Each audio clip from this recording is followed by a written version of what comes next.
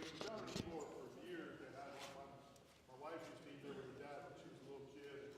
Now Dana has one there. There's only one left there. They do really well. Lots of business. I've been eating there for probably 25 years. So good stuff. Brett's still running a little behind. He'll be here shortly, which is all good. We'll pick his brain when he gets here. But as we always do, none of this, the water, the ice, this air conditioning building, all that stuff is courtesy of Mike Beebo, Billy Jr., all the good people here at Bartow Ford. So how about we give them a round of applause? We couldn't do this without them. The nice part is, you know, I've done these in other places where the sales staff takes about an hour showing you every vehicle they have and every boat they have, and it turns into a grand sales pitch. You don't get that here at Bartow Ford, so which is really cool. But I ask that if you're in the market for a new vehicle, at least come by here, let Mike and his team have a chance to win your business. They're supporting the fishing industry, so give them some love if you do get the opportunity. Great people. I bought my truck here and absolutely love the experience, top to bottom, all the way back to financing. So give them some love. All right. We do this a little different. Brett even called me when I texted him last week about making sure he was still good for the day. He asked me what the topic was. I don't like to pick a topic. I like to do more of a Q&A because I can stand up here and talk about redfish or triple tail or snapper or something, and maybe that's not something you guys even have any questions about. Maybe you catch plenty of redfish and you don't want to know about that. So maybe somebody has a question and won't want to start us off. What's up? We got legendary captains in the building. Let me tell you, Dylan Hubbard over here, the big D Hub from Hubbard's Marina. Captain Greg Penix just walked in back there, legendary captain from Town Show at Harbor. Bobby Woodard's here. We're covered in studs. Covered in stuff. So I got to be on game. I have to give away some good stuff. Also, you guys hear me talk about aqua traction all the time on the radio shows. Ben Ford, Southern Tide Customs is in the back here. So if you have any questions about the aqua traction product, Ben's here to answer your questions. Oh, do I have to be close to that? I wouldn't even have known that. Thank God my technical friend Dylan Hubbard is here. He is the man. Yes, he is. So anybody have a question you want to start with? Yes, sir. Just briefly, heard y'all mentioning on your radio show the other morning about the red grouper. Are they closed still? We're going to close the 29th, right? 29th is the last day? Yeah, so the red grouper are projected to close August 30th at 12:01 a.m. So August 29th is the last day to get them. So that'll be closed until the end of the year, and it will auto reopen come January 1st. So I don't know who asked that question, but yes. So what? End of the year?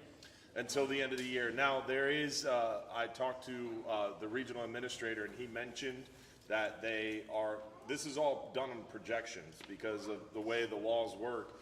When a fishery exceeds its quota, the next year they have to project the landings, and if it's projected to exceed the quota, they have to close the fishery. So they're doing a projection based on what they think the effort and landings will be. So there's a chance that they get the wave 3 data and the landings aren't what they expected. There's a slight chance they might reopen red grouper early, but I wouldn't count on it. Most likely it's going to close August 29th and remain closed until January 1st of 2023. But there is a slight chance they might reopen it, but that would be probably not until like mid-December that they'd throw another few weeks in there at the end of the year. It's a good question, though. Real good question. I talked to Captain Scott Moore today, and he's been in touch with the FWC because, you know, there's still some closures to the south toward Charlotte Harbor, some in Sarasota there. Some of those species you can't keep down there, like still can't kill a redfish, all that stuff to the south. He's hearing they are going to reopen all that. And they haven't wanted to put the information out too early. Why, I don't know. But Well, it's an executive order. and they're going to go to two redfish per boat.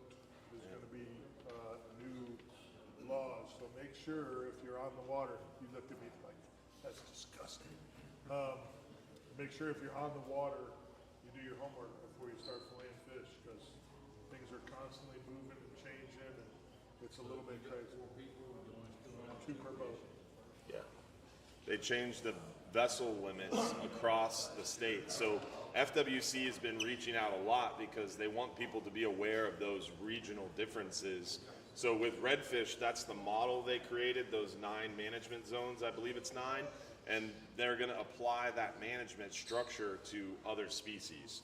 So the goal is to move that to trout, to snook, to the other inshore species. So if you're fishing in Tampa Bay, it would be one set of regulations. If you move to Sarasota Bay, it'd be another set of regulations. So it's going to be even more important that people really stay up on the Fish Rules app is what I recommend, because the Fish Rules app has contracts with FWC, the councils, and they give you the regulations based on where you're standing with your cell phone. Or you can say if you're going offshore the next day, you can drop a pin where you're going to be fishing, and it'll give you the regulations for where you're going to be fishing. So that app is super powerful, and it stays up to date at all times. You don't have to worry about it like, does this app match what I'm seeing on FWC? Because it's literally written by the people at FWC. So the Fish Rules app is 100% the way to go when you're looking for regulations, to double check, because like you said, it changes a lot. Yes, sir. Geotags off your location? Yes. Yeah. Yes, sir. Yeah.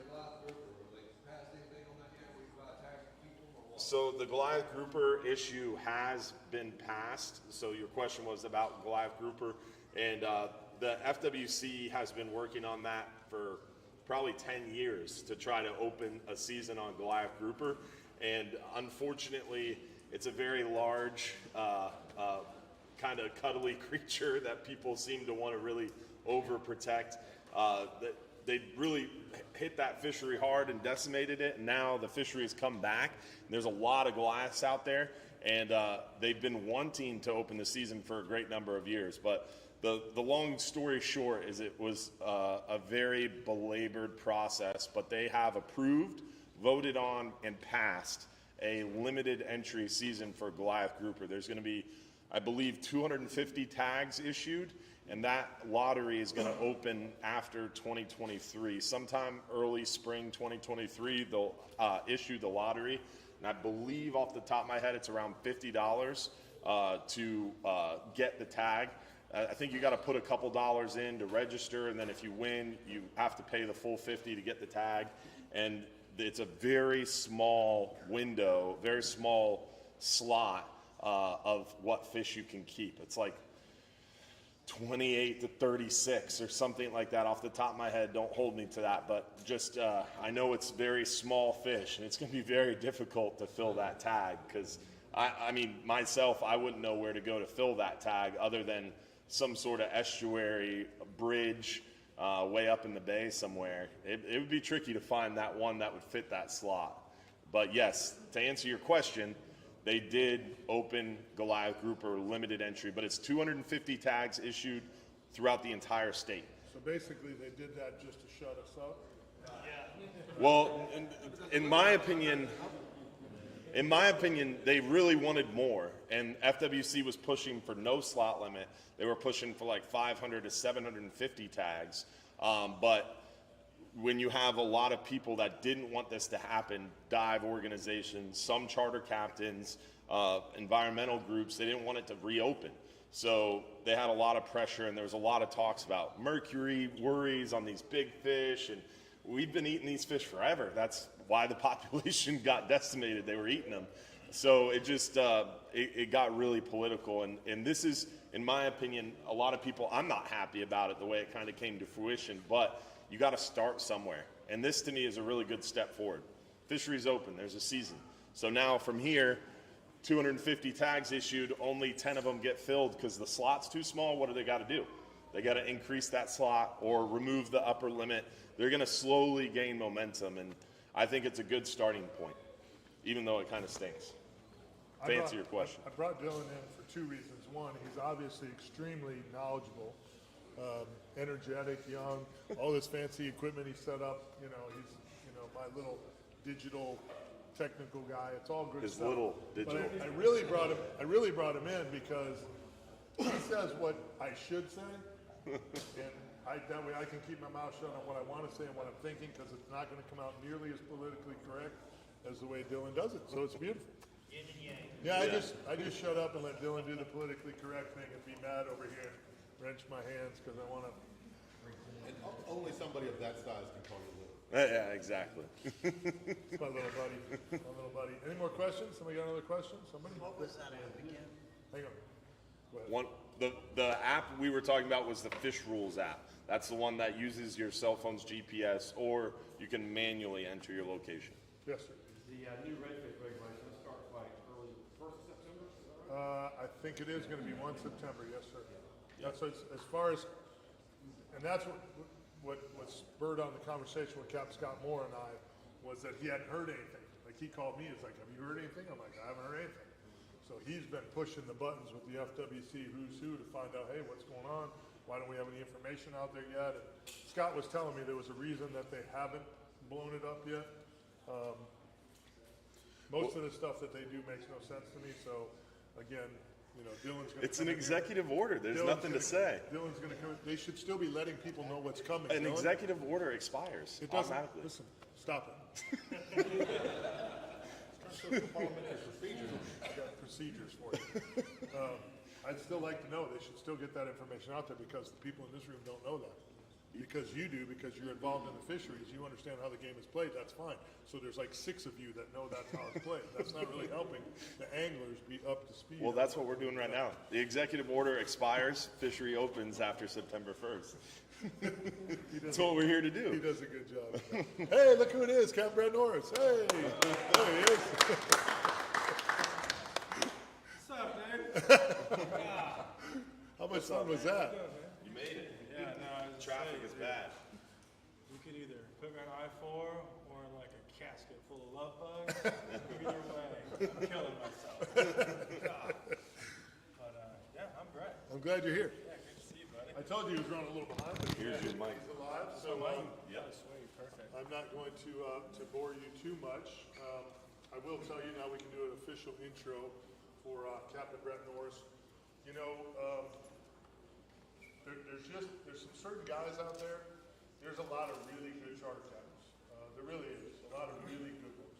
In my opinion, there's only a handful on the whole entire west coast of Florida that are great. And I would put Brett in that great category. There's probably only a dozen of them. Really great. Now, I'm not talking good. There's a lot of us who catch fish on a regular basis that can teach you some stuff. But the great ones who catch fish when everybody else is not catching fish, who are smart enough to diversify their business and do different things. Brett is a great inshore and nearshore grouper fisherman, catches a lot of big snapper, phenomenal tarpon fisherman, permits, redfish and snook and trout and all the other stuff, triple tail.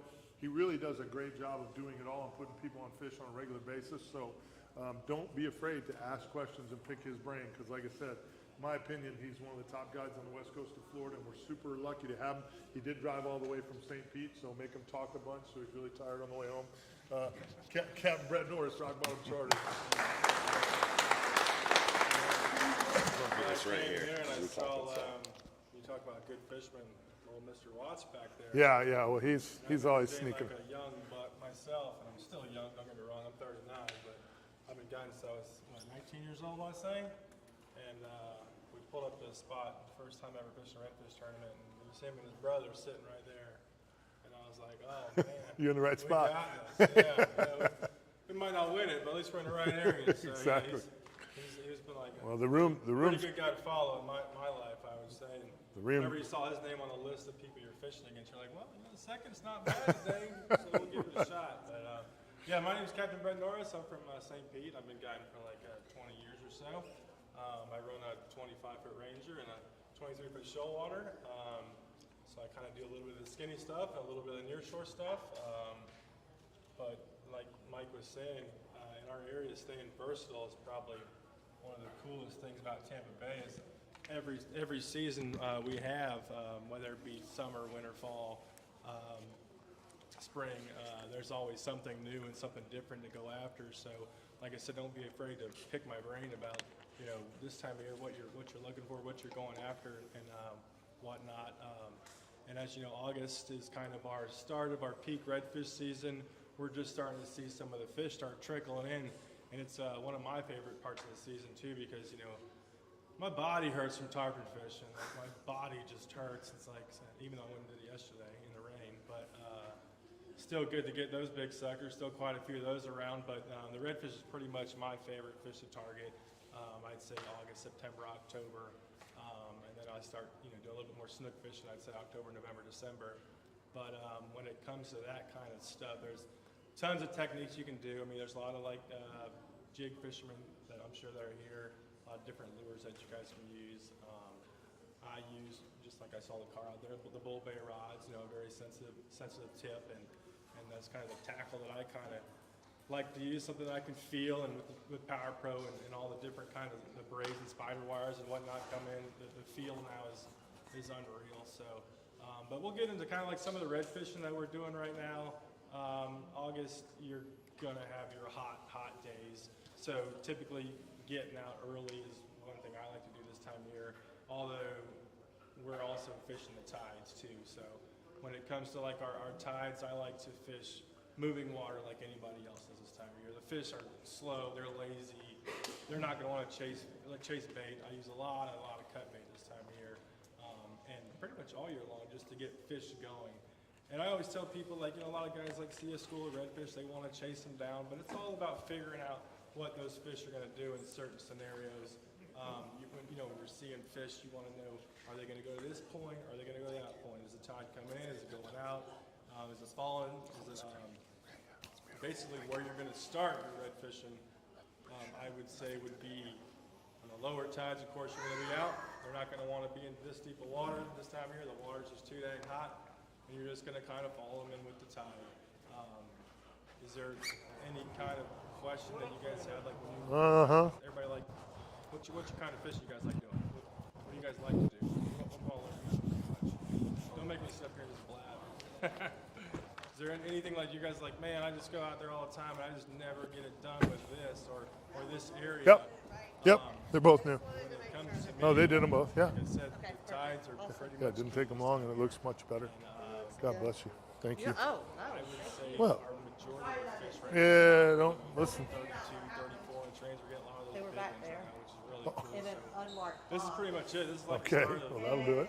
go So time. when I What's sent up, the T? email to my lady, I was like, what is going on with this? This is ridiculous. Why is it taking so long to get this covered? So she like called me That's right pretty there much what I like to do this time of and year. they So wrote her back and another said, good thing here's going the on right tracking now for information. us It is was the triple delivered. tail Here's who fishing. signed I for don't it, know the if whole Mike's nine already yards. talked Oh. about it, but I've seen more triple tail this year than I've seen. And so then I like And it's the easiest, waited to my dumbest shop fish you're going to meet and in your life. they were Everybody like, likes a good well, we've been dumb fish. wondering what this box was. I was like, Why would you not open why it? would you not like just ask me, guys? All good. Structures, The yellow ones are turkey. grass Oh, pads. yeah. The colored Lately, toothpicks are fishing mainly between, Cubans. I'd say, the They, Egmont it's my area opinion, from about I like them Japan pressed, down but they that make channel as good a area. Cuban as there is. You're gonna find Cuban some stuffed big potatoes and grass some mats right now when deviled the tides crab, are coming little in. hot sauce. And if you have a boat and you're able to access it, and you have kids or if you have guys that just aren't used to fishing too much, it's a really cool thing to do. It's a lot of sight casting. They're easy to see. They don't move that fast, and they're terrific to eat. So right now, I'm doing redfish and triple tail, and that's like my kind of primary thing that I'm looking for right now. When it comes to catching them, I would say you're going to look for the buoys right now is like your best bet. On the slower tides, once that tide gets ripping, you don't want to mess with that. Come when It's too pouch much is work. open and they'll We've give me been one just and cut it dropping and do the little, whole thing right here. I'd say an 8 Okay, ounce so next time I come, jig I come head before or an 8 5 and pounds we'll do it weight here. and put it on these cans and catching I know fish they're from not cheap, but some small ones, 13 inches. We caught some over 20, 22, 24 inches lately too. So, and for me, I let all the big ones go. I usually just keep those 17 and a half, 18s, just because my kids are picky and they only eat I don't know if I can fish. get Like I to. tell them it's chicken and only one of them eats it. My wife doesn't eat it, so I really don't have much to do with it besides myself. But that's a really cool fish to target this time of year. It's a fish that's on a lot of people's That would be bucket like list. me. Thanks The for, first time if I it ever is, ducked if it on is one in there big and I don't jump, come back in here, that's what it's a really cool animal to go after, just like a big giant crappie pretty much, that tastes good. But I would say, on those slower tides, work any of those buoys, any of those structures. If you don't catch one in the first 5-6 minutes, they're not there. Move along to the next one until you find one. A lot of them are concentrated together. So, yes sir. Yeah, you know, typically I'll use, I mean, shrimp work good, but I like using whitebait. So I'll take some cut whitebait, I'll put up to a can, I'll throw about 10, 15 pieces in it, let it kind of marinate. And normally if they're in there, you'll start seeing them come out. And if you don't see them, you fire that little split shot in there with a little cut bait in it, or just his tail cut off. You don't want those big jumbo ones. You know, I use the smaller ones. They will eat a big one, but you're going to get more bites on your smaller tackle. And you run a 25-pound leader, I'd say like a 1/0 hook. You know, they got a tiny mouth, and they're not an aggressive fish either. So you're going to see them kind of float at it. They're going to look. And they're going to be like, oh, maybe I'll take that. And they kind of just barely start drifting down. And I tell my guys to like let that sucker swallow it until you feel like it's coming out the other end, because normally they're going to crush it and chew on it, and then then you can get on them. Of course, I always use circle hooks this time of year too, and pretty much. Can you scoot up a little bit? Yeah. I'm in trouble here. No, you're all right. So yeah, I would say when you're coming up to those buoys, fire each side of the buoy on the slower tides, left side, right side, or east or west. I'm bad with direction, so I always go left and right. And so left side, right side. If you don't get a bite, move to the next one, and then roll out. And you can always bring a big bait with you too, because I'll throw a big one in there on a cork if there's a cobia, just in case, because they're going to live in the same general area, and both those fish are top notch when it comes to eating and whatnot. Light, yeah, light. And yeah, you want to kind of match it to how that tide's cranking, but you don't want it to fire down too fast, because they're just going to be sitting on that can. You know, the can's got a large chain to it. They're going to be sitting somewhere on that chain, and most of the fish that I catch, I don't even see them in there. A lot of people always thought they got to see a triple L to catch them, but I'd say about 90% of the fish I catch on those cans, I don't even see them.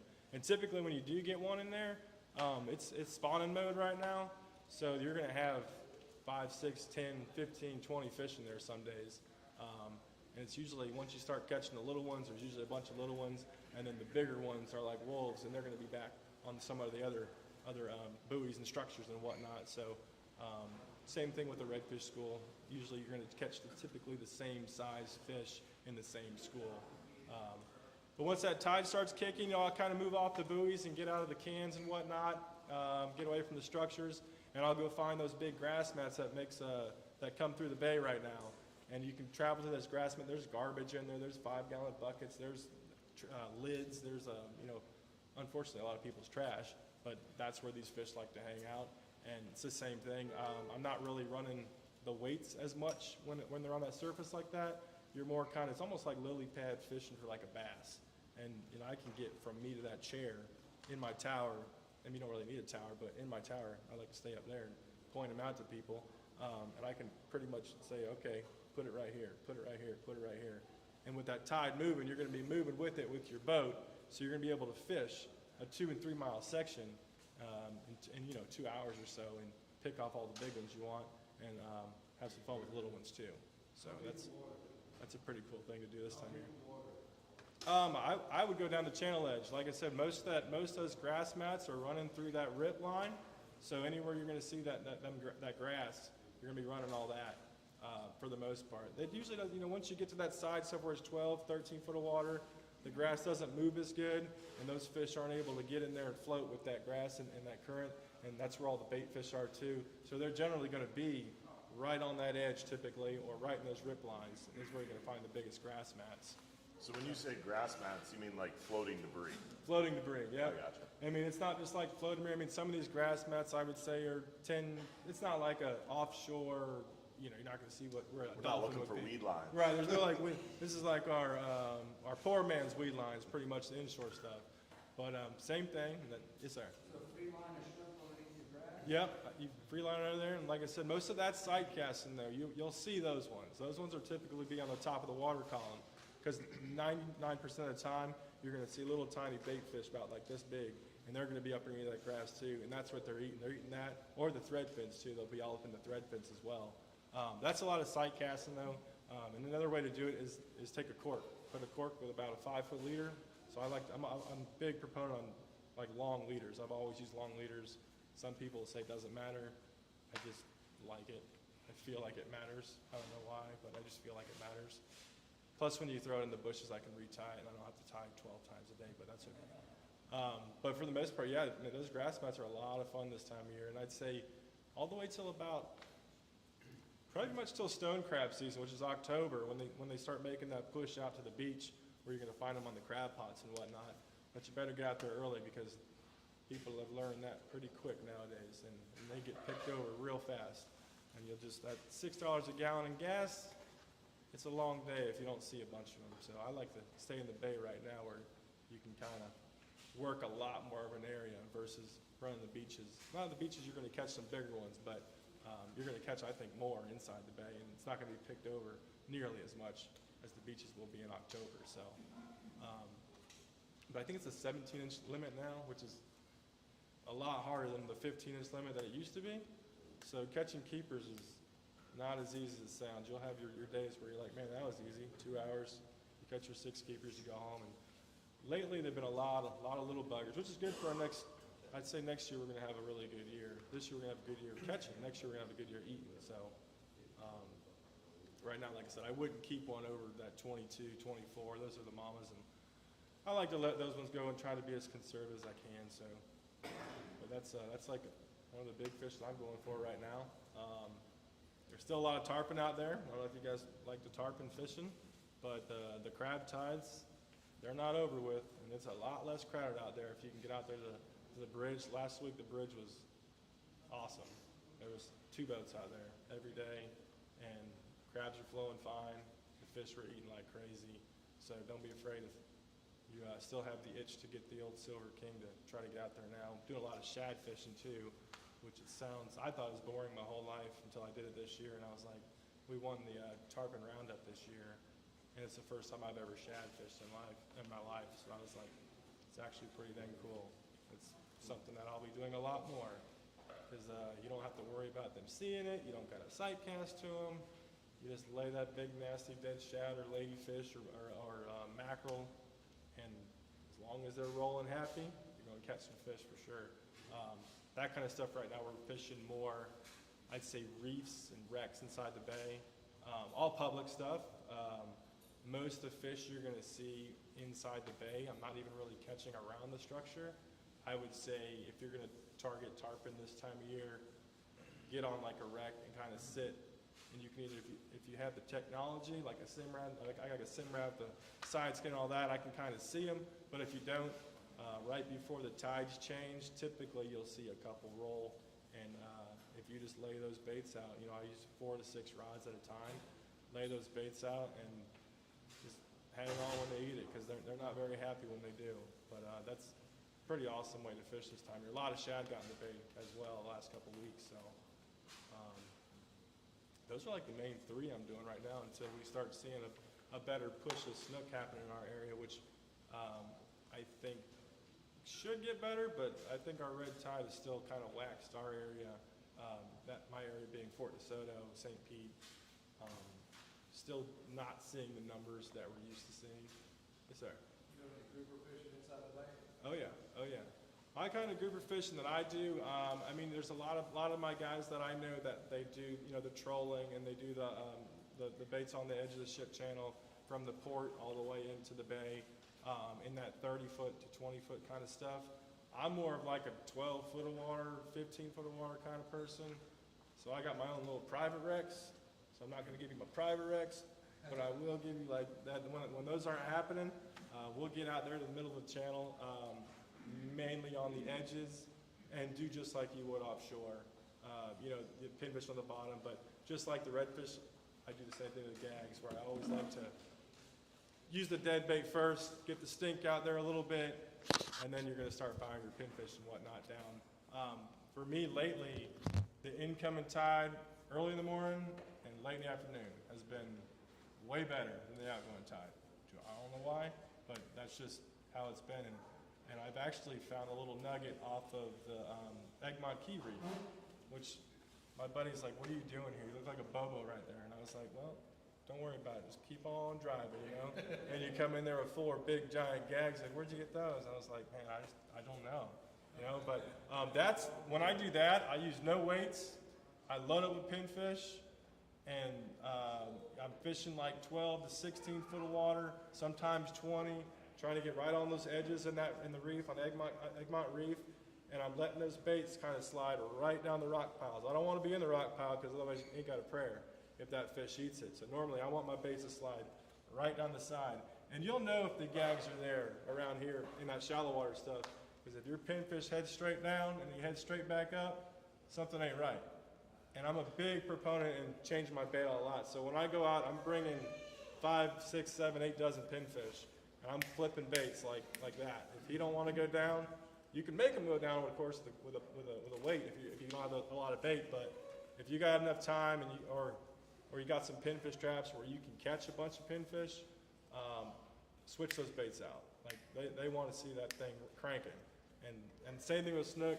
Gags are the same way. They like that sucker moving. And they want a challenge. And same thing with redfish, actually. All the redfish eat a dead one too. But that's the same. The triple tail is just like the gag when it comes to, I don't want a smoking tide.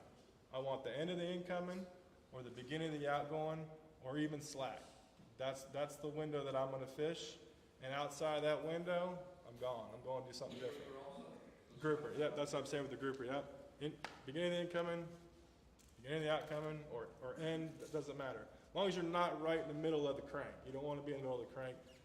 For me personally, that's just how I've caught more, I'd say. It's just too hard to work that bait. This last moon, I'm going to write down, don't ever fish it again, because, this last moon was tough. They were moving around a lot, but I would say stay off that full moon personally. But as a fishing guy, you don't have a choice, so you kind of just go, and it's like you hope for the best. And one day, like I said, what's today? Monday. So Thursday was unreal.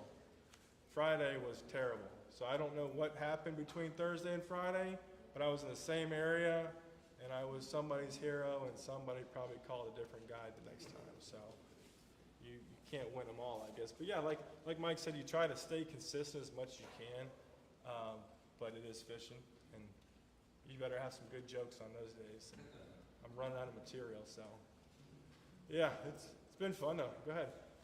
You see any cobia fishing this year? I saw more cobia this year than I've seen in a while.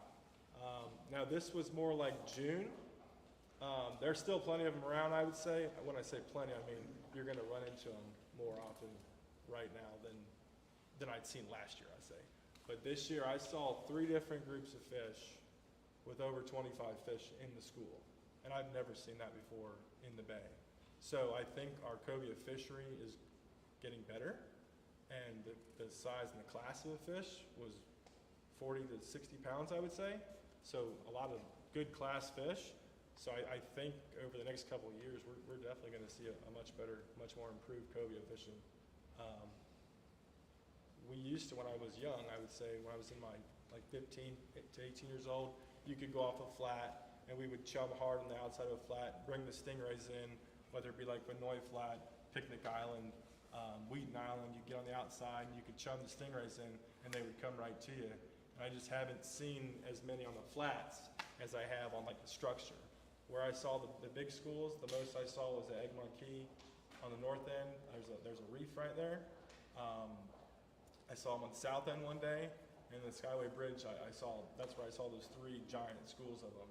So I think the cobia is more of one of those traveling fish that I don't really say I would target them, but you just run into them. I'm not, unless you're fishing the buoys up in the bay and whatnot, I don't really target them much unless I do that. But if you did want to target them, I go out with a dude that calls himself the cobia killer. So allegedly, he's pretty good, and I went with him one day, and we caught a 54-pounder, so I think it's true that he knows what he's doing, but we just did kind of what we did the triple tail fishing. We have a 5-gallon bucket in the front of the boat. We take either a big threadfin or a pinfish on straight 100-pound leader and a cork you get from Kmart, and put it 6 foot down, and we ran every single buoy, pitching on each side, and we caught a 54-pounder in about 30 minutes, so. And it was a tournament, so it worked out great. But I don't really get to the Manatee too often. No, I kind of stay on my own porch. There's, the turf war between the Bradenton guys and the St. Pete guys getting too crazy for me. I like to stay in the middle. But I'll get over there. I fish Piney Point a little bit. I fish Port Manatee a lot. I do fish like Emerson Point and some of that stuff. I don't get too far into the river though. That water's too dirty for me. I like to be able to see my stuff. Now, they do have river monsters in there though, because those guys whip my butt every single year in snook. So, yes sir. Is that water under Klein Point starting to get ugly yet? Yeah, well, I mean, I was there about 2 weeks ago, and all my baits started dying quick. But that was right after they had that dump go again. So I haven't been there since, but I know there was a big school of redfish there last week. So, but it gets hit hard. That area gets hit pretty hard, but it's pretty phenomenal when that water's right. I would say over there, I'd wait till the water gets in like the high 80, like maybe like 88 to 85. Right now it's like 90 degrees over there, and it's like pond water. So yeah, unless you got a high tide, you get a high tide, you can get away from it. But yeah, if you got a medium tide, I wouldn't even waste my time there without all your bait dying. And it's too hard to catch right now to have your bait die. So, but yeah, that's kind of what I've been doing lately. And trying to think what other critters we've been trying to catch. I don't know if you guys do any night fishing, but I feel like we've had some pretty good outgoing tides the last couple of days. So our beach fishing has gotten a lot better as well. And I'm running pretty much 40-pound leaders, 30-pound leaders. 40 pounds about as high as I go when it comes to like beach fishing and whatnot, unless there's structure around throwing like the pinfish and the plugs out there for the snook, and that's a lot of sight cast and stuff. I bring the kids out there and let them cast a fly rod and trying to kill myself while I'm doing it. But a lot of our fish are starting to move. They're pretty much already back in, but I hear there's a lot more fish still on some of the reefs offshore. So I think we got a really big push still right behind us coming. So that afternoon to early evening stuff should be getting right for us right now. Trout fishing sucks. I don't do that very much anymore. I used to until they all died. But I have heard like the Sarasota guys been doing great on trout. So our area, Fort DeSoto, we're still in a recovery mode. So until we start seeing those 20 to 24 inches show up again, I kind of leave those alone, let them kind of do their thing, and hopefully they come back for us. And I think we're going to survive this year without having a big red tide, because if it hadn't hit us yet, being how hot it's been, we might make it. So I think we have good things to come here in our area for sure. That's fishing, yeah. Hey, you come back on the Sarasota, I've been there a few years. Life is bad. Are you saying that you're hearing from others that? Yeah, I've got one of my good guide buddies down there. He's like one of the better guys down there. He said their wintertime trout fishing last year was actually really, really good. He said he caught over 100 trout, 25 or better. And I was like, dude, I think I caught 2 trout that big all winter. And normally, we got some nice ones too. So I think all they did was kind of haul butt and try to get as far away from us as they could. My parents live out there at Fells Point, and every morning we were seeing hundreds of them dead on the beach. So they're going to make a comeback. We've been catching a lot of little guys, little 12 to 14, 15 inchers. So that's good to see. And our grass has gotten way better over the last couple of weeks. Finally starting to see the pinfish start moving in. When I look for an area to fish, I'm looking for mullet, I'm looking for pinfish, I'm looking for live grass. We didn't have a pinfish in our area for months. So to see them coming back, I think those big trout are going to be right behind them for sure. They got to have something to eat. And we've seen a lot of fry bait on the flats. It's just a matter of are they going to come in and be like, okay, we're safe again, let's hang out here. But I think the guys in Sarasota, he was saying Terracea and Palmasola, I want to say it is. That area is where he mainly fishes out of. How about in the main bay, between the long path and new path? That's pretty close to where he's at. Now, he won't tell me all of his little nicks, but because we fish against each other. But the red fishing up there should be getting right too. I've been seeing a lot of good reports. I've never had to really fish the bushes before until the last 2 years. Our fish just aren't as excited to come out and get off the bushes as they used to be. You know, we used to be able to travel down these shorelines, see big schools of fish. Nowadays, they're kind of get a little more smart, and they're laying in these bushes. And I love bush fishing now. Like, I used to hate it, but I love it now. I would say the main thing when it comes to fishing bushes I look for oyster bars on Google Earth. I look for mullet near those oyster bars, and if you find the oyster bar with a mullet, there's going to be redfish somewhere. And typically, if I got an oyster bar here, this is just what I've seen over the last, I'd say, month. If I got an oyster bar here, most of the fish aren't going to be on the oyster bar. There's usually a deep trough on your right and your left because it makes a mound like so. So the fish are laying here, they're not laying here. So you can fish right there and catch absolutely nothing, but if you fish on the bushes here or here, you're going to catch your fish. And when I say put it in the bushes, I don't mean like this far away. I mean, you got to be here. And I lose a lot of tackle because I got a lot of guys that think they can get it to here, but they don't get it to here. So, but yeah, I always throw it in there and I feed it some line. Some people make a mistake of throwing it in there and flipping over real quick. Well, as soon as you flip that bait over, your bait gets pulled out a foot, and now your perfect cast turns into, man, that's nice, I guess. Same thing with those redfish. The incoming tide for me has been the better tide lately for those. And we've had some monster tides. So that super high stuff I haven't done great on. That medium, I'd say if you can get in the bushes where it's about knee high, that's pretty much ideal. When it gets up and over your thigh, they can get way back in there. You can pull them out, of course, and I'll throw some chummers in there to see what happens. But I'm a shaker and a mover. I got ADD when it comes to fishing, so I'm going to get in there. I'm going to lay my bait in there. If I don't get a bite in 5 minutes, I'm scooting down. And I'm going to lay it in there, I'm scooting down. Because typically, all those fish are comfortable in some same area. You're not going to be able to see them, but they're going to be in some general area. And once you find that first one, typically, the rest of the school is going to be nearby. Yes, sir. I start with cut bait.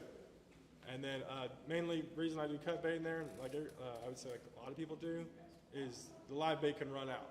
You want that bait to be sitting there because the fish are traveling down those mangroves back and forth, whether it be incoming tide or outgoing tide. They're going one way or the other. So if I got an incoming tide, I'm going to start, I would say, in the very, let me get my numbers right here. I'm going to start in the back, as far back as I can, and let that tide come to me, and I'm going to work all the way to them. Where if I start over here and work this way, those fish could already be by me around the corner. So I'm always kind of working into the tide until you find them, because you're going to run into them eventually. And like I said, most of the time, you'll see those oyster bars, they'll have like a big white patch, and it'll just look like sand, and you're going to fish the edges. Or anywhere you see a big mullet. Little mullet, man. Big mullet, that's where Big Daddy lives. He's going to be by those. And it's like clockwork. Every single time you find a mullet, and you fish those bushes close to that, typically you're going to find some of the bigger redfish too. And I'm running 25-pound to 30-pound leader as well, just to try to beef it up a little bit at least. I'm normally a 20-pound kind of guy, but. Do you mind if I clip this on your shirt so they can hear you better online? Oh, I didn't know I was online. I'm giving all the secrets now. Oh, yeah. Yeah, just push it. Yeah, perfect. Yeah, you got it. Gotcha. So yeah, I would say, I mean, get yourself a good stretch of shoreline though. Make sure you have bait in the area. Make sure you have a couple mullet jumping around. Make sure you got enough tide to fish it. We got mangroves everywhere around here. You can fish points. You can fish the center parts of them. It doesn't really matter. Those fish move a ton this time of year, especially with the moon we just had. We got fresh fish coming in, I'd say, daily right now, and they're just on the move. They're trying to figure out where they want to stage up for the big run, September, October. So, and you can tell when the new fish are here because they're usually bright red. They got a lot more color to them, and they don't got lipstick on from everybody catching them. So, yeah. How you doing? You have any questions, sir? I'm good. Okay. I'm just enjoying The view? Yeah, that's right. I know. Hung me out to dry over here. I'm a braid guy. Yeah, I'm a braid guy. I mean, like I said, I always use a long leader, but I do run, typically I run 15-pound leader, or 15-pound braid, I meant 25-pound leader. This time of year, the water's a little more tainted, so you don't really have to go down to that 15 and 20 like you would in the winter time. I'm running 25 all year long right now until about, I'd say December, January. I'll start dropping back down to 20 or 15.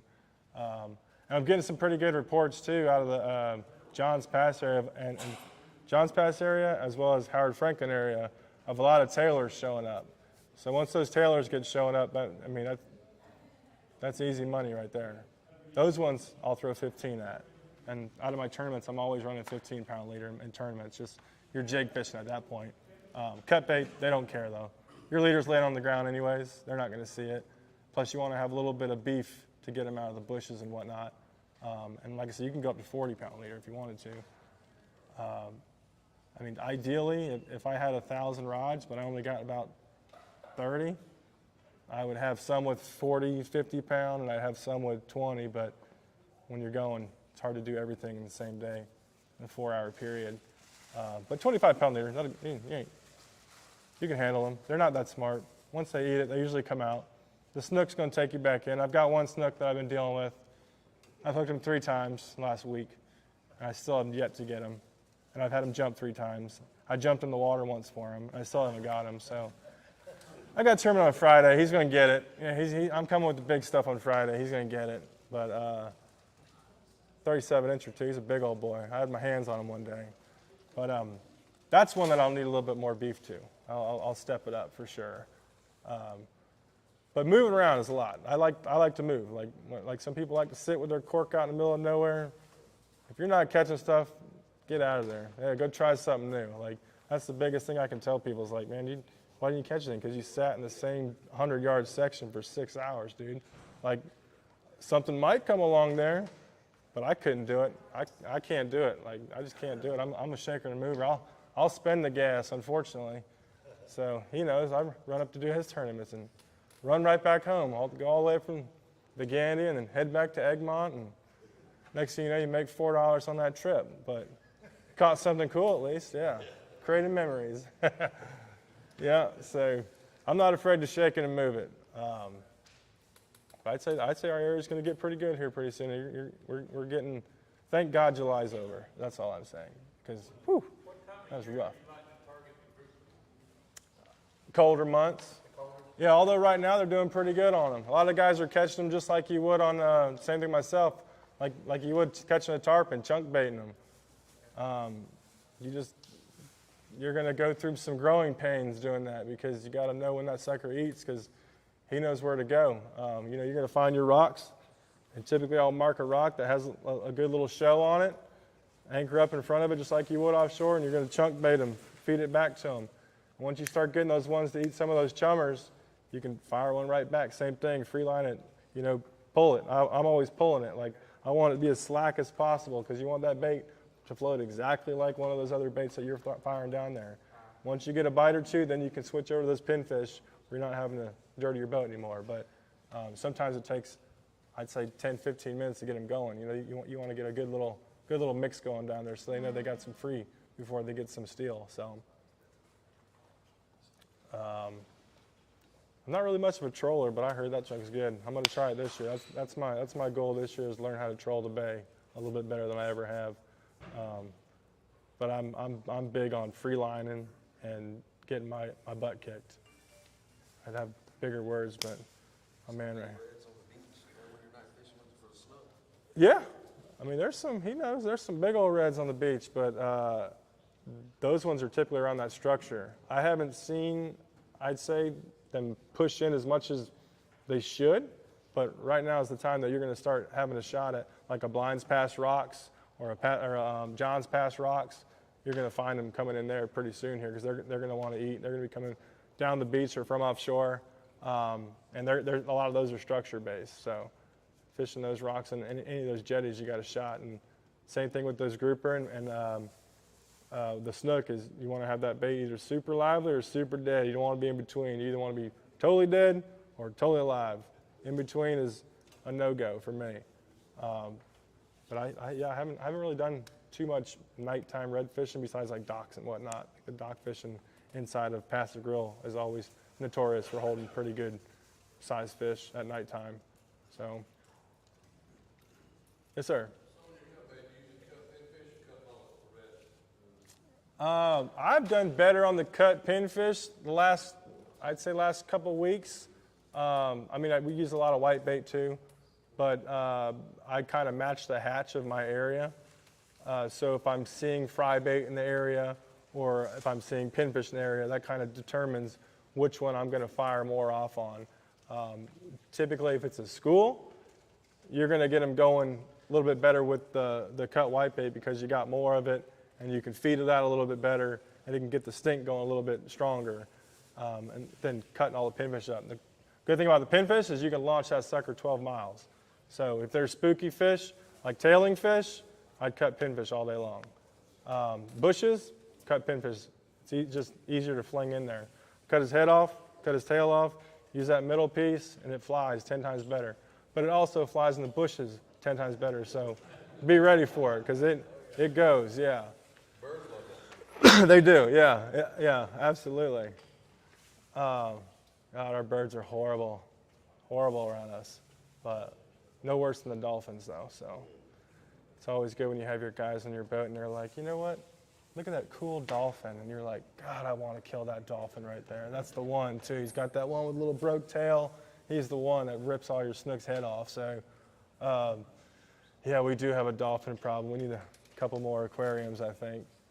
So. But I don't think it really matters, to be honest with you, pinfish versus whitebait versus, and mullet work just as good. It's kind of whatever you can catch in your net at that point.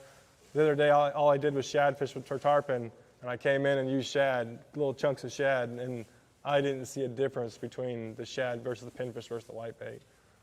Pinfish, I think, will be, if you're fishing off a beach or if the bait right now, a lot of our bait's deep, pinfish are easier to catch, and I would definitely rather use a pinfish, so.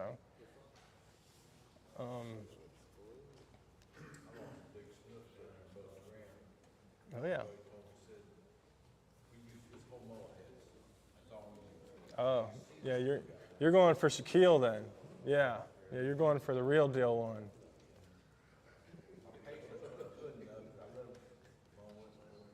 Oh yeah, that's some of my favorite thing to do though, is using that, like you said, a mullet head or half of a ladyfish. Or the shad's honestly my favorite, just because you can, I don't know, they stink, they're nasty. But all that stuff off the beach, if you're willing to sit there with a case of beer by a big rock, that's where you're going to catch your biggest one, the one that goes on your wall for sure, or at least measure them and put them on your wall. But that, like Blinds Pass has always been one of my favorite areas to fish for the big ones. Yeah, the bushes work too. I lose too much tackle like that, so, but, we try. You noticed an inordinate amount of gorilla snot lately on shore? I've seen a lot of it die off, I'd say, compared to what we had earlier this year, because that snot grass will drive you crazy. I feel like it's gotten better. Like, I feel like it has. I don't know what he's seen, where you've been fishing, but in our area, I feel like it's getting a lot better. I mean, is it still there? Yeah. But it's not nearly what it was. You can actually, the turtle grass is like breaking through it right now, so we're starting to see the good stuff come back and come to life. Thank God, because for a little bit, you know how they talk about Indian River flipping over, you turn the river upside down, and it looked like that was happening to us for a minute because we just had dirt. And it's coming back strong, so I can't complain about that. Like I said, I'm not seeing the amount of fish that we should be seeing, but it's trying, for sure. If we just took a blower and went down south and blew it across to our side of the bay again, it would save us a lot of gas money. So, and I'm used to fishing Louisiana too. I mean, I'm born there and I fished there a ton, and I'm used to nice dumb fish, and ours are getting educated. We got some smart ones around us right now. So, and if you're not able to catch anything, just look for somebody's boat that has a big wrap on it and just pretend like you don't know what you're doing. Just go park next to that guy. Make sure he's got a fish on first, though, because you don't want to look stupid. Yeah. So, but yeah, I mean, our area is cool, man. I like it here. The versatility's awesome. Like, I just like fishing for something different every day. Our mackerel are going to come in here pretty solid. There's quite a few already. And then right behind that, it's going to be our kingfish year, and that's what we do. Yeah, if you want to catch a lot of fish, you go mackerel fishing. But our snapper fishing in the bay, I think, is as good as it's ever been. And that's the same thing. Like when you're grouper fishing, the snapper pretty much have taken over those areas right now. Only reason you're catching a grouper is kind of by accident, and you're pray to God he doesn't get in one of the rocks the snapper on. But the snapper are pretty much lined up all the way down the Skyway Channel, right on those drop-offs, and they are solid. I mean, some are deep, but some are like, I'd say 25 foot, 25 foot. Just throwing like about a quarter-ounce jig head with a little whitebait with his tail cut off. As basic as it sounds, there's some jumbos out there right now. There's yeah, a lot of like 20, 22 inchers, like stuff that the offshore guys are like, meh. We're like, oh my God, that thing's big, you know. We see a 17-incher inshore, we're like, that's a tank. So this year I've seen some of the biggest ones I've seen, especially catching, you know, during tarpon vision, we were drifting crabs in the Skyway, catching some 24 inches, and you almost want to switch your tactic up and stop trying to catch the big slimer and catch something you can eat. But yeah, this has probably been one of the best years I've seen for snapper fishing. I haven't caught as many on like live bait either. Yeah, they're like that dead. Yeah, yeah. Offshore this year, like I think that has to do with how hot that water is. They just don't want to chase. You can fire them up for a little bit on the surface, but once you've chummed that rock up and they get on the surface, you catch two of his buddies and they go missing, they go straight down, and then you got to fish them all on the bottom. That surface stuff was what I always like to do, and I just can't get them to do it as much as I used to be able to right now. It's all bottom. a lot of bad luck where even the last month, it seems like I'll get on a spot, even chumming up, it'll be turned on. I mean, it'll be hot. Mm-hmm. It's only going to be hot for maybe 3-4 fish. Oh yeah. The whole spot shuts down. That's it. I don't care how long it sits. That's it. Shuts down, it's done. I mean, I don't think I'm good enough of a snapper fisherman to tell you why that happens. But sometimes you feel like you're the hero, man. And other times you're like, are you serious? How does that? I don't understand it. Same thing with me. So you're not the only one having that issue. But like you said, the average size fish this year has been a lot bigger, which is nice to see for sure. We even caught a red snapper actually this year. So that was. He's still alive though. He almost went missing. I fish the bridge in normally. Yeah. I fish like from Port Manatee to the bridge is typically, you know, there's always boats out there and whatnot. That port channel is notorious for them. Those reefs around the Port Manatee area, notorious for a lot of snapper get on those. And it's the same kind of deal where you don't want to have that hammer tide. You want to have that slower incoming or outgoing. So that slower tide is a lot easier because you can get your slick going a little bit better. Stays around your boat a lot longer.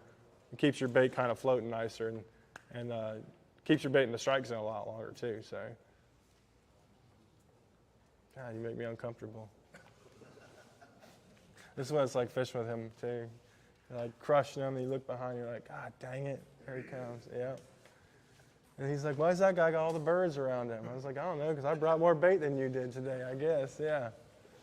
Yeah, you don't got to be best fisherman, you just got to bring the most bait.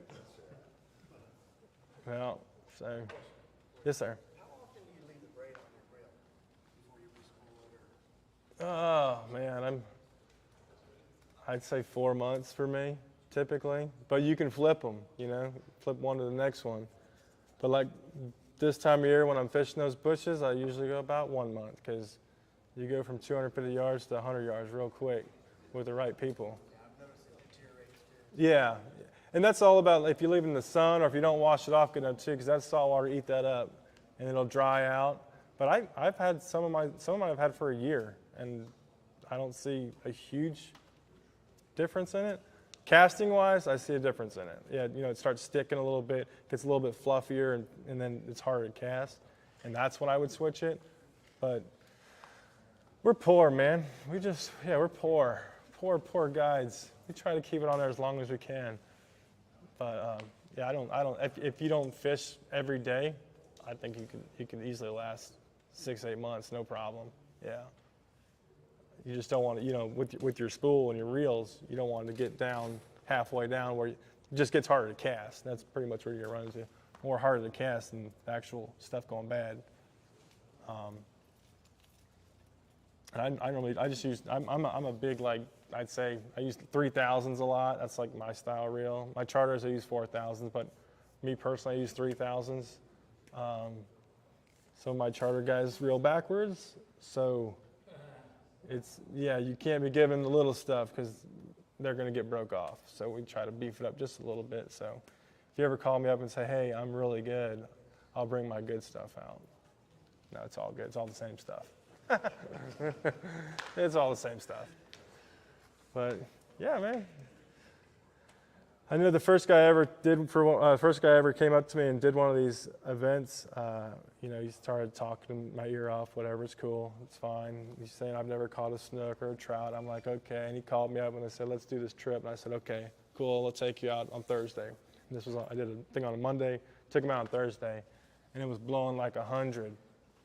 I felt like we went to this low tide spot. I said, I don't know if this is going to be here. I didn't tell them that. I was like, oh yeah, I've been catching them good here, whatever. And we started firing them in there. 100 fish a day. 100 fish a day. This dude thought I was the god of fishing. And he calls me every week about where to go fishing now. So don't be that guy. Call me every other week, not every week. I'll help you out. No, you can call whenever. It's cool. I always like talking fishing with people. That's it. That's me. I suck at freshwater fishing, yeah. I think I do. Ever since they stopped selling the banjo frog, I was out. I was like, nope, I'm out. I'm not lying. That was the last fish I caught was on a banjo frog. 6.5 pounder. But now, I've always wanted to. We got so much salt water around us. We don't have as many ponds as y'all have out here and whatnot. Yeah, you guys got a lot more of that freshwater stuff here than I do. Plus, like us saltwater guys say, we like to catch big stuff anyway, so. I'm not a freshwater dude. Yeah. Any more questions? Or is it deviled crab time? Yes, sir. You see any areas in the bay that are kind of dead still? Yeah. My area. Yeah.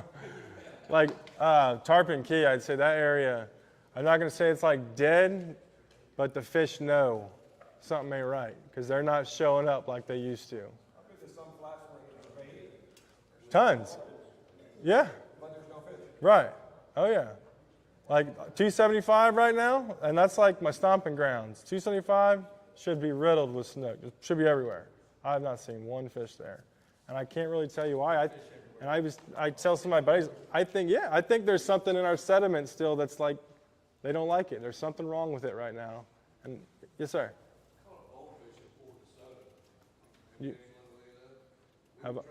You caught a bonefish? No, I've never caught one.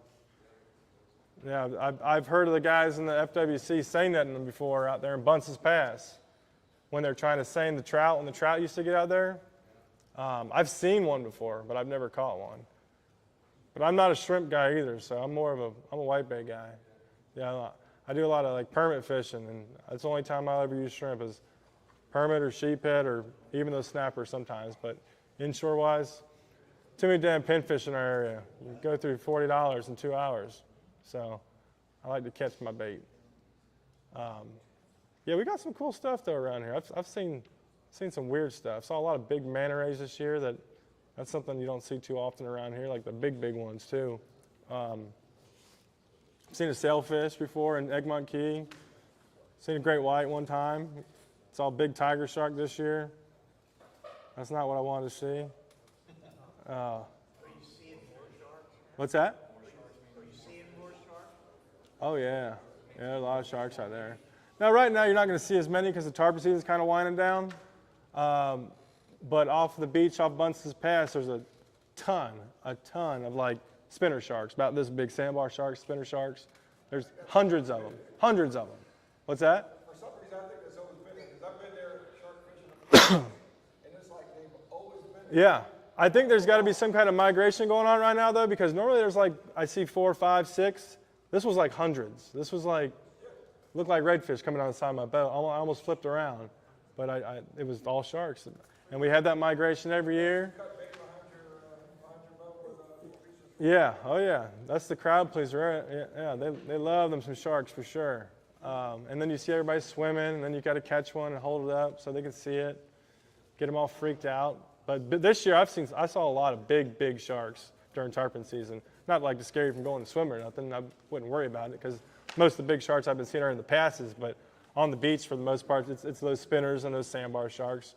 Cool fish for like little man to catch. He'd have a blast with that. Yeah. You know, I only saw one hammerhead all year, and I usually see a lot more. But typically where we see our hammers is more like down south.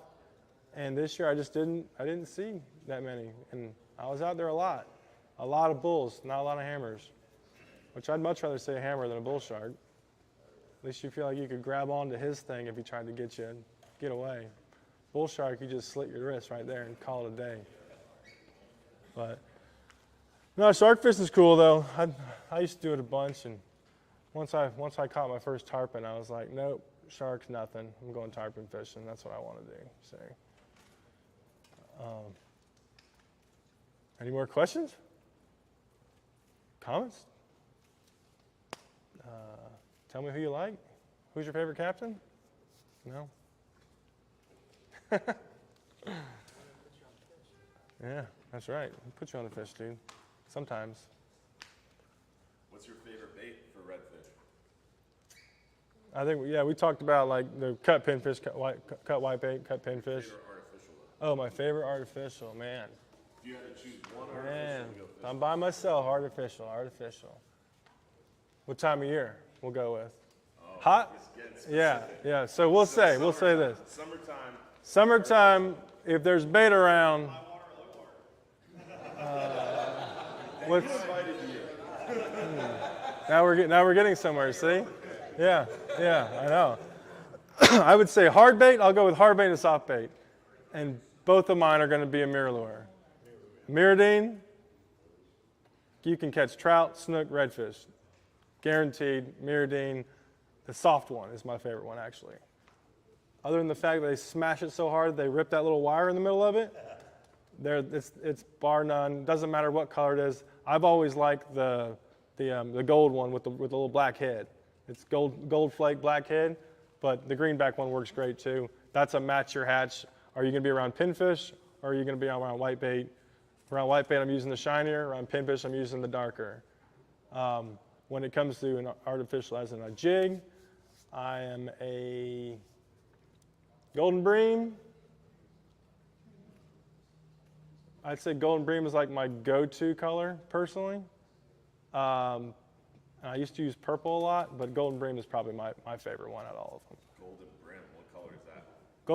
Golden brim is like a black with a. I'm sorry, yeah. Thought you guys all knew every color mirror lure. Who doesn't know that? Yeah. It's like a black with like a little gold flake. So I think anything you're looking at with gold in it is a pretty good ticket. We all grew up throwing spoons. They're gold. I suck with spoons. I don't ever catch anything with spoons, but people say they work. I don't believe it. That golden bream it's cast me out for sure. And everybody always uses the watermelon seed and the copper flake, which is like a red flake or a gold flake with a green color. I'm a big fan of darker colors versus lighter. If I'm fishing Louisiana, I'm fishing chartreuse because the water's dirty. If you're fishing that dirty water, you want to have at least a little bit of flash, but not too much, so they think they're in like a rock concert. Be like, whoa, that thing's electric. We don't want that thing. You want to have like a little bit of something on that lure that gets you a reaction strike versus something that they would have never seen in their life before. So I like to have just a little bit of a speck of a flash, but not enough to where they think it's too much of a party. I've always gone with the 8th. For me, it always depends on how thick the grass is. If you have a real thick grass, of course, I'm going to switch over to a weedless. If I have some of the turtle grass where I can bounce it, I don't care if it gets stuck in there a little bit. I did the Bill Miller show one time, and I worked his butt. Like, I felt like he'd never fished before because I was doing this twitch, and then a big one. So like the first one, I would twitch it to get it out of the grass. The second one, I would get it to kick the grass, and the third one would let it drop. And I pretty much showed him this technique, and it's like a 1, 2, 3. I hit it 3 times, but it's like soft. It's never like a jerking action. It's always just barely tip of your rod, just barely feel that jig popping out because you want that thing to poof. The more action, it's like redfish swimming here. He sees something kick up. He says, oh, what the heck is that? He sees it kick up again. He's like, I know what that is now. And that's normally you're going to get your heads on that second jig or your jig down. The first one's there just to kind of create a little bit of commotion. But it's everything soft, and I work them slow. I'm not a speed demon. I work them slow. Slower the better for me. I don't care if it's cold or hot. I mean, when it comes to like the hard baits, I work a little faster, but jigs, I'm a slow working jig fisherman for sure. Or just find like 200 redfish that are tailing. Just throw out one of those. That's way easier. Those are everywhere, right? So those are my two favorite for sure. What about cold water, if that changes it? Doesn't. It doesn't really, yeah. Yeah. I just in the cold water I use the jig a lot more than I do the hard plastic or the soft plastic. Either way, I use the jig. You want to get it down in that mud. They're kind of sitting there. They're trying to create some kind of warmth in that mud. So they're going to be normally further down the water column. So you're going to use that jig more than you would something on the surface. And just like it would be hot, they're going to be lazy. When they're cold, they're going to be lazy. So you got to get it to them, get it right. Presentation is definitely the key when it comes to jig fishing these tournaments and whatnot. You ever tip it? What's that? You ever tip the jig? No, not really. I mean, every now and then I'll put some goo on it. There's something called butt juice that I would use. It's legit. It's called butt juice. It's legit butt juice. And I was like, let me smell this. And I was like, oh God, this stuff's got to work. So I used to put that on it, yeah. But I just feel like my technique is so good I don't need it, No. I just think if you tip a jig, only thing I would tip would be if I was like pumping a jig fishing. Other than that, I think it messes up your action. Puts a little bit of drag on it, but we have clear water here too, though. So I think in that dirtier water, you'd have a better shot with that tip jig. What do you catch more fish on, high tide or low tide? What time of year? No, I would say summertime I do better high water. Yeah. It's just that it's too hot. The water's so hot when they get low water fishing is great. I love it. It's just more of a challenge. It's you gotta know where them suckers go. And that if you don't got a tower, they're hard to see. Sometimes with a tower they're hard to see. And they don't like the wintertime lows. I would fish a low tide in the winter, high tide in the summer. That's kind of my thing. Yeah, if they get too far in those bushes though, just go home and wait till it drops out a little bit further. That's what I would do. Yeah, but we got good fishing no matter what, high tide, low tide. As long as the water's moving around here, you got a shot. St. Pete in our area. And when the water's not moving, you said earlier that you like the triple tail when the water's lower. Water's not moving. I'm going to fish the fish that like to live on structure, whether it be the triple tail, grouper. I don't really fish redfish much but you're not going to have a moving tide all day long, of course. So you're going to have your windows. But yeah, a lot of the bottom fish I'll fish on the slower tides or even the slack tides. I don't know how it is offshore with slack tides. I don't know if it gets worse or better or. I think it gets worse when it stops moving offshore. Yeah. Because they start to spread out and scavenge, where the water starts moving, it concentrates them on that structure. Yeah. It's like bridge fishing. Yeah. Water's moving, you know where that fish is going to be and where that bait needs to be. See, and I think inshore, when it comes to gag fishing, for me, when it's slack tide, they get on it more. Yeah. Just because if they venture off, something's going to eat them. And we have the dolphins are real bad, so I don't think they like to leave their home. And it's just easier to present that bait when it comes to tide-wise, getting it right on top of that rock. You miss it by 10 feet, you're not going to catch one. This is how it is. And I think inshore you have a lot more pressure too, a lot more hooks in the water. Oh yeah. So, oh yeah. And slack tide you can lighten up a little bit. Absolutely. Less weight. Right. Plus. Yeah. Yeah, and plus you can pull them off of it too with that tide not going that fast. You can kind of give them a little breadcrumb trail right to your boat to where you do have a shot at catching a bigger fish on a lighter tackle. It's touchy though. That inshore grouper fishing is touchy. Yeah. You better have it right, otherwise you won't catch one, or you're gonna get broke off. And you said earlier about the pinfish, that was the trick. I see that all the time, whether it's inshore grouper fishing or offshore. If you have the right pinfish, it makes a huge difference. Yeah. Because each one will act differently, and you can see it pretty quickly. And some people hook them in the peck, some people hook them in the back, some people hook them in the up top on the fin. I hook them however I think they're going to flutter the hardest. Like for me, it's always been like in that peck fin. I don't know. Do you like it in the back here or down here, or are you You're probably like a face, offshore guys are face guys. It depends. I mean, if the current's ripping or we're drifting, it's always up underneath the chin, out the Right. face. But if we're anchored up and the current's not ripping, I like it right above the anal fin. Right. 'Cause then the weight's on the bottom and that fish is struggling to try to stay up with Yeah. my weight. But if the current's moving, you have to go up underneath the face and out the top. And I think when it comes to bait, your bait fish, just like those pinfish, just like a white bait. If that thing's not kicking, there's a difference between your kicking and my kicking. My kicking is, his first touching the water, he's going. And you'll get your charter clients that put him in there like, nah, you got a little bit of wiggle to him. Like, nah, that's not it. Full dead or full live. There's no middle. Like, do not be the middle guy. Or give the middle one to your buddy. And don't tell him. Yeah. Yeah. I run 60 usually, 60 pound with 65 pound power boat because I'm doing all spin fishers. I don't really have conventionals. And I feel like for the most part, 60 does it. If I get my feelings hurt too many times in a row, I'll pump it up to 80 or 100. If they're fired up, just like you would know, they don't care. Like you could put 100 on it and crank it down as hard as you want if it's right. So if you're getting broke off a lot on 60 and they're not afraid of that leader, don't be afraid to fire it up to 80 or even 100. I just can't tie 100 as good as 80. Is it better with a spinning reel or conventional? Depends on. Is it better?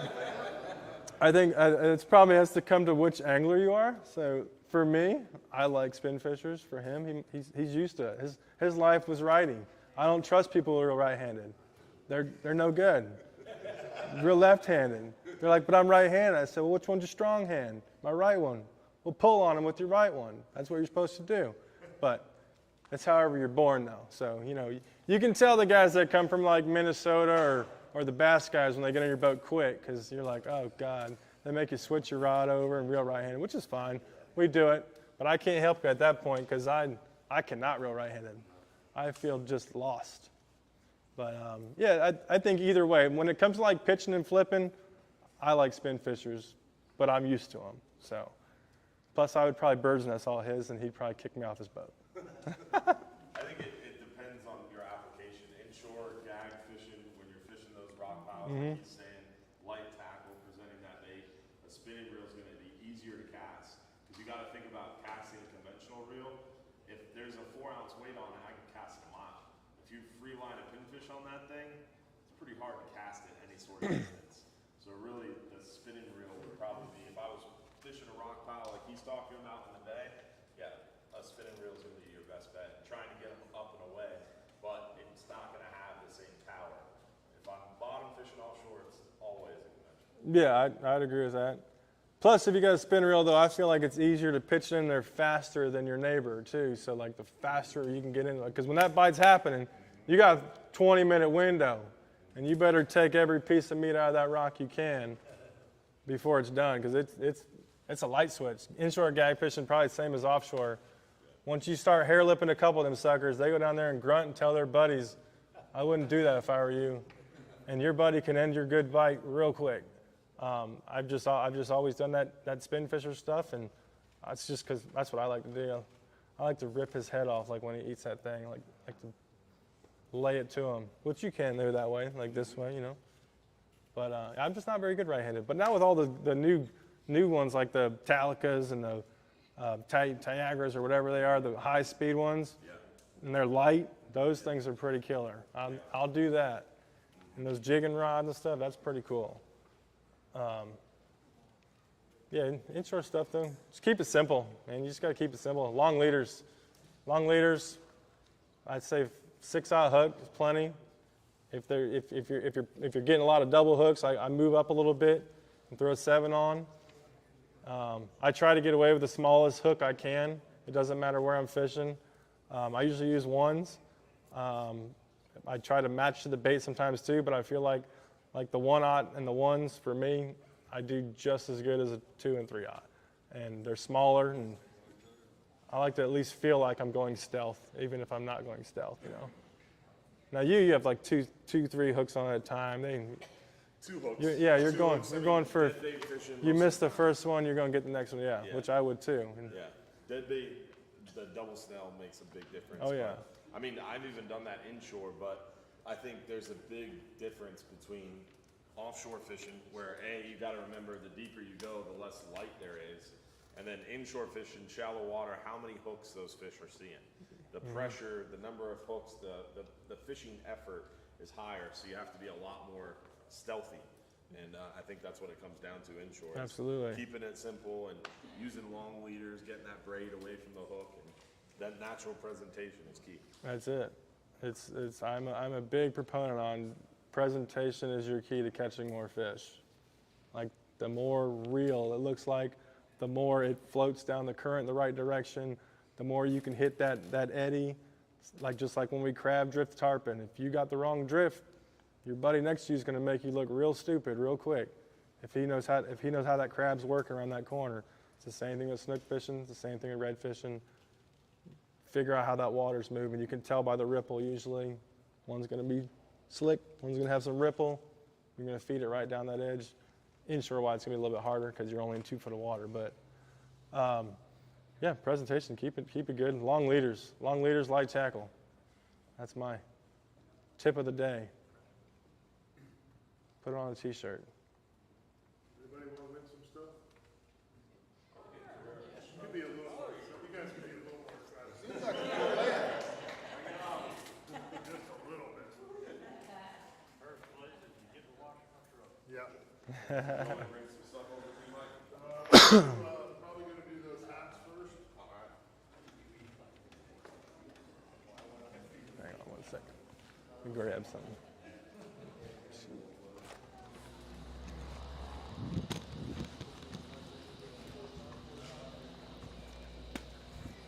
You gotta watch old Rooster Curry. He'll put like four of these in there. Yo. Trying to win. Yeah, okay. Where'd he go? Probably to get away from you. I don't wanna pull these things. Why don't you pull? What's your name?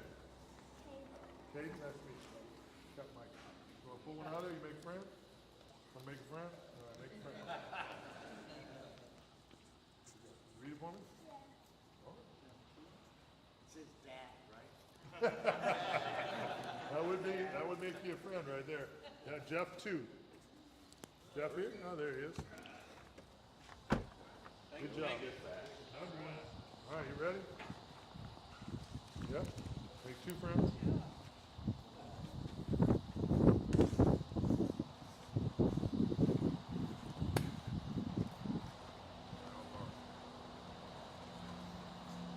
Val Gardner. You're up. Trying to get you to make some friends. Oh yeah, no. If I see a kid, man, I always give the kids a shirt, dude. There's another one back there somewhere. Yeah, I see him. Have him come up here too, because we're going to Yeah. have him make some friends. too. Yeah. How you doing, man? Good to see you, buddy. Put the kids to work. Child labor. I think it's your right size, but I always give the kids a buddy. shirt, man. He wants you to come up there too. Come on, make some friends. Make some friends, buddy. What's your name again? Tucker. Nice to meet you, Tucker. Got Mike. Ready? He Don't catches look. some big trout. Real name's Trout Slayer. Trout Slayer. He'll tell you that. TTS. Tucker the Trout Slayer. Beverly Gauze. Winner, Winner chicken dinner. winner. We got a lot of stuff to give away, so. Kelly Phillips is somewhere. Tyler from Bull Bay Rods is back there. Where's Kelly? Oh, there he is. Kelly Phillips from Bull Bay Rods in the house. If you guys got any questions on the Bull Bay brand, the man's here. He does a lot of the put together and design work back there. Kelly's just the face and the voice. And, so the knowledge is probably more about on the rod side.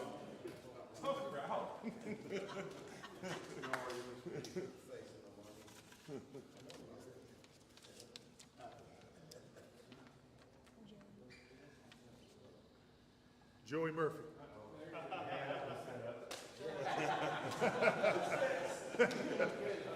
Fixes in.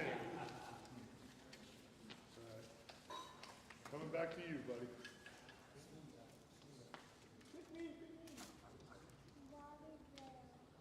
Bobby Bell? Come on, you gotta come up here. Listen, when you win, you could get a little excited. It's okay. Woo! Hey, I won. You know, you guys are like, yeah, that's me. You can get excited. Nobody's gonna be upset.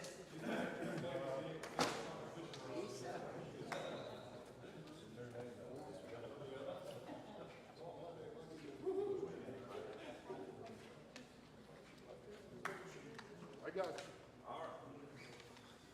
You ready for one? Who pulled the last one? You pulled the last one? All right, you're up. Another hat. Another hat full of goodies. Caden Jordan. What? There he is. Luckily you didn't pull it off. Yeah, man, good to see you, brother. How you been? Yeah. Worked out perfect. You didn't pull your own. Yeah, you know it.